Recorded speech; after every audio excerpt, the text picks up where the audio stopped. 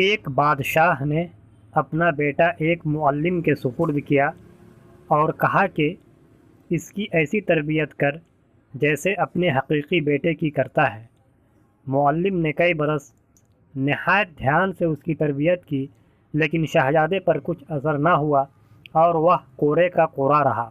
اس دوران معلم کے بیٹے پڑھ لکھ کر اعلیٰ درجہ کے عالم و فاضل بن گئے۔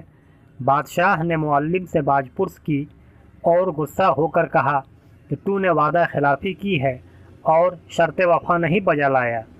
معلم نے عرض کی، جہاں پناہ میں نے شہزادے اور اپنے فرزندوں کی تربیت یکساں طور پر کی ہے، لیکن اس کا کیا علاج ہے کہ انسان کی فطری صلاحیت جدا جدا ہے۔ شہزادے میں فطری صلاحیت نہیں تھی، اس لیے کچھ حاصل نہ کر سکا۔